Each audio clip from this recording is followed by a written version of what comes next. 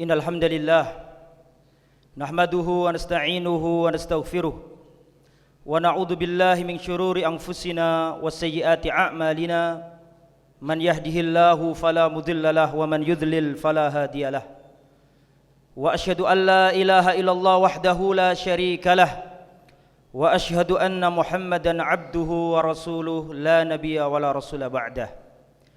Ya ayyuhalladzina amanu taqullaha haqqa tuqatih wa la tamutunna illa wa antum muslimun. Ya ayyuhan nasu taqu rabbakumul ladzi khalaqakum min nafsin wahidah wa khalaqa minha zawjaha wa batha minhuma rijalan katsiran wa nisaa'a wattaqullaha alladzi tasaaluna bihi wal arham innallaha kana 'alaikum raqiba. Ya ayyuhalladzina amanu taqullaha wa qulu qawlan sadida yuslih lakum a'malakum wa yaghfir lakum dhunubakum wa may yuti'illaha wa rasulahu faqad faza fawzan 'azima. Amma ba'du, fa inna asdaqal hadisi kitabullah wa khairal huda huda Muhammadin sallallahu alaihi wasallam wa syarral umuri muhdatsatuha wa kullu muhdatsatin bid'ah wa kullu bid'atin dhalalah wa kullu dhalalatin finnar. Ma'asyiral hadirin, para jamaah salat Jumat yang dimuliakan oleh Allah. Dalam hadis yang sahih diriwayatkan Imam Muslim, Rasulullah sallallahu alaihi wasallam bersabda, "Inna iblisa yadha'u arsyahu 'alal ma." Sesungguhnya iblis meletakkan singgasananya di atas air. Iblis itu mempunyai singgasana, dan singgasananya iblis diletakkan di atas air. Tsumma yab'atsu sarayahu. Kemudian setelah itu iblis mengutus bala tentaranya. Iblis menyebarkan prajurit-prajuritnya. Fa'adnahum minhum manzilatan a'dhamuhum fitnatan. Di antara bala tentara yang sudah diutus tadi, yang paling dekat dengan iblis adalah yang paling besar godaannya untuk anak manusia. Iblis menunggu hasil karya bala tentaranya. Fayaji'u ahaduhum. Setelah itu mulailah prajurit dan tentara-tentara iblis melaporkan hasilnya. Fayaji'u ahaduhum wa yaqul. Kemudian datanglah seorang prajurit iblis dan mengatakan kepada iblis, "Inni qad fa'altu kadza wa kadza." Wahai iblis, wahai raja, inni qad fa'altu kadza wa kadza. Aku telah berhasil, telah berbuat ini dan itu.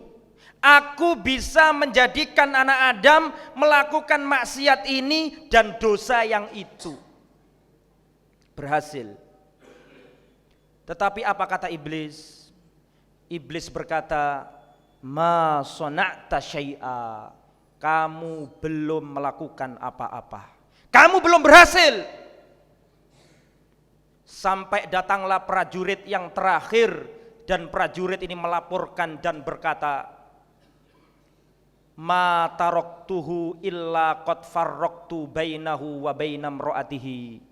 Wahai iblis, tidaklah aku tinggalkan anak Adam sampai aku berhasil menceraikan seorang suami dari istrinya. Fayudnihi minhu. Maka iblis menyuruh prajurit yang terakhir tadi mendekat kepadanya. Kemudian iblis berkata, "Ni'ma anta." Engkau adalah sebaik-baik prajuritku. Engkau adalah sebaik-baik tentaraku. Rawahu Muslim. Hadis yang sahih diriwayatkan Imam Muslim. Hadis ini mengajarkan kepada kita bahwa keluarga kita, rumah tangga kita dijadikan target oleh iblis di atas singgasananya. Sampai-sampai keberhasilan syaitan diukur oleh iblis dari bisa apa tidak membuat rumah tangga berantakan. Artinya apa? Artinya kaum muslimin, keluarganya, rumah tangganya dijadikan target oleh iblis. Maka kaum muslimin harus pandai-pandai membentengi rumah tangganya, membentengi anak istrinya, membentengi keluarganya dari ancaman serangan tentara-tentara setan. Lantas apa yang harus kita lakukan untuk membentengi rumah kita dan membentengi keluarga kita? Yang pertama para jamaah, kalau kita ingin keluarga kita selamat, kalau kita ingin rumah kita selamat dari konspirasi setan, yang kita lakukan adalah tatbik al-adab al-islamiyah fi buyutina. Ini remeh, sepele, padahal ini penting. Apa itu? Menerapkan adab-adab islami di dalam rumah tangga kita. Para jamaah, kalau kita memperhatikan hadis-hadis Nabi yang berkenaan tentang adab di dalam rumah, maka selalu dikaitkan Rasulullah dengan penjagaan diri dari setan. Saya ulangi, semua adab-adab islami di dalam rumah selalu Rasulullah kaitkan dengan penjagaan dari setan. Contoh, diriwayatkan Imam Muslim, Rasulullah mengatakan, "Idza dakhala ar-rajulu baitahu wa dzakarallaha inda dukhulihi." Jika ada seseorang masuk rumahnya, dia mengucap zikir sebelum masuk rumah, mengucapkan salam sebelum masuk rumah, dan ketika makan wa inda ta'amihi, dan ketika makan dia membaca bismillah, qala syaiton, setan berkata kepada anak buahnya, la mabita lakum wala asya'a, kalian tidak bisa menginap di rumah ini dan kalian tidak akan bisa makan di rumah ini. Wa idza dakhala ar-rajulu baitahu wa lam yadhkurillaha inda ta'amihi, dan apabila ada seseorang masuk rumahnya tidak berzikir, tidak berdoa dan tidak mengucapkan salam, qala syaiton, setan berkata kepada prajuritnya, adraktumul mabita, kalian bisa menginap di rumah ini.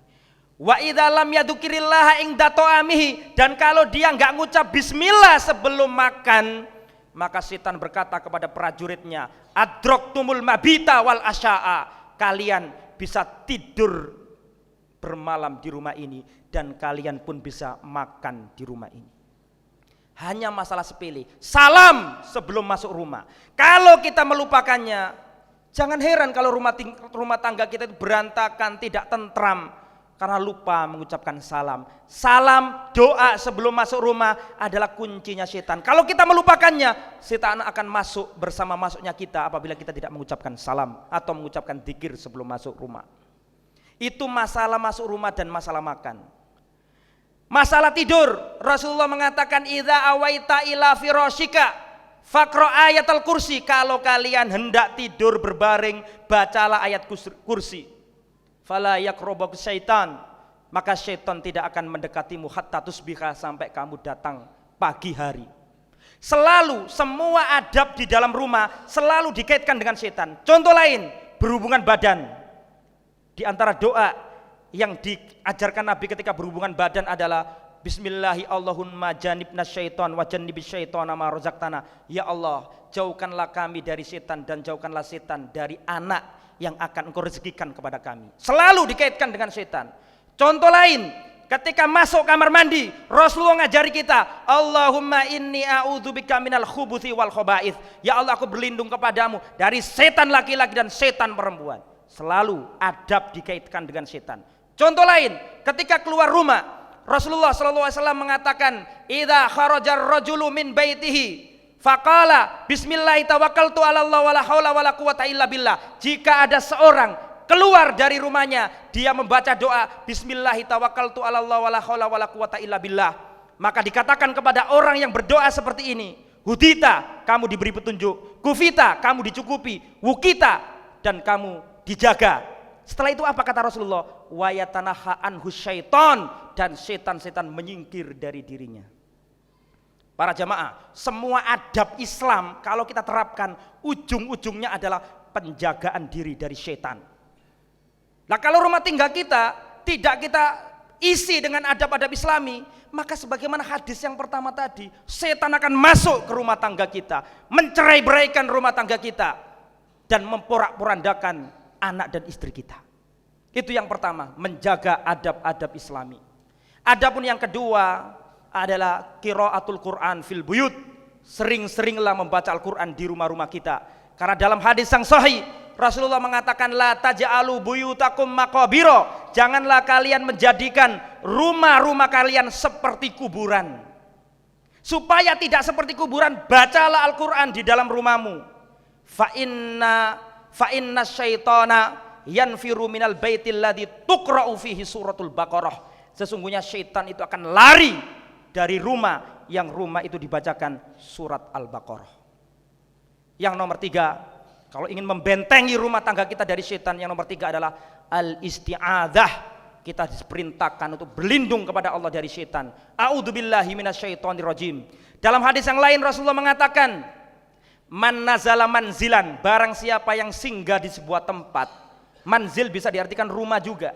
Barang siapa yang singgah di sebuah tempat, di rumah, summa qol, kemudian dia mau berdoa, dia mau berdoa, a'udzu bikalimatillahi tammati min syarri ma khalaq. Mau membaca doa ini, kata Nabi apa? Kata Nabi, la yadurruhu syai'un, tidak ada yang mampu mencelakai dirinya. Karena doanya Nabi tadi, ya Allah aku berlindung dengan kalimatmu dari kejelekan semua makhluk. Syaitannya, jinnya, kalajengkingnya, ularnya, perampoknya, semua masuk ke ayat ini, ke hadis ini. Isti'adzah, minta tolong sama Allah untuk menjaga rumah kita. Kemudian yang nomor 4 adalah, kalau kita ingin selamat dari makar setan yang ingin menyerang rumah tangga kita adalah, copotlah gambar-gambar bernyawa dan anjing-anjing di rumah kita, usirlah, atau jangan pelihara anjing di rumah kita. Ya, kita tidak boleh memelihara anjing dan tidak boleh memasang gambar-gambar bernyawa. Karena Rasulullah sallallahu alaihi wasallam mengatakan, innal malaikata la tadkhulu baitan fihi kalbun wala suratun. Sesungguhnya para malaikat tidak akan masuk rumah yang di dalam rumah itu ada anjingnya atau ada gambar bernyawanya. Musuhnya malaikat itu siapa? Syaitan. Kalau malaikatnya nggak mau masuk, yang masuk adalah musuhnya malaikat. Siapa itu? Para syaitan, para iblis. Maka kita harus menjaga rumah tangga kita dengan beberapa hal penting yang saya sampaikan tadi. Aku qauli hadza wa astaghfirullahal adzim innahu huwal ghafurur rahim. Alhamdulillah wassalatu wassalam ala Rasulillah wa ala alihi wa sahbihi wa mawala wala haula wala quwata illa billah. Allahumma shalli wa sallim wa barik ala nabiyyina Muhammad wa ala alihi wa sahbihi ajmain. Amma ba'd. Ikhwatal iman, para jamaah yang dimuliakan oleh Allah. Setelah kita tahu hal-hal penting yang harus kita lakukan di dalam rumah kita atau rumah tangga kita supaya setan tidak masuk ke rumah kita, maka selanjutnya bukan rumahnya tapi pribadinya. Kita didik istri kita didik anak kita. Sebagaimana yang Allah katakan dalam surat At-Tahrim ayat 6, ya ayyuhalladzina amanu qu anfusakum wa ahlikum naro. Wahai orang-orang yang beriman, jagalah, peliharalah dirimu. Ayatnya tidak berhenti sampai di sini, ada kelanjutannya. Ya, dan wa ahlikum, dan keluargamu. Keluarga itu berarti anak istri kita. Bagaimana cara menjaga anak istri kita agar tidak masuk neraka? Kata Ali bin Abi Thalib radhiyallahu anhu menafsiri ayat ini, yang dimaksud menjaga anak kita adalah, kata beliau, allimuhum wa addibuhum, ajarilah istri dan anakmu, wa addibuhum, dan didiklah anak dan istrimu. Harus dididik. Adapun anak dan istri kita menurut Al-Quran itu macamnya ada 3 para jamaah. Kita itu pengen tahu anak kita itu dan istri kita kira-kira tergolong nomor berapa? Ayo kita perhatikan. Menurut Al-Quran, anak itu dibagi 3 atau istri itu dibagi 3. Yang pertama, anak dan istri bisa menjadi musuh. Dalam surat At-Taghabun ayat yang ke-14, Allah Subhanahu wa taala mengatakan, ya ayyuhalladzina amanu, Inna min azwajikum wa auladikum aduwan lakum fahdharuhum. Wahai orang-orang yang beriman, sesungguhnya di antara istri-istrimu dan anak keturunanmu aduan, bisa menjadi musuh bagi dirimu.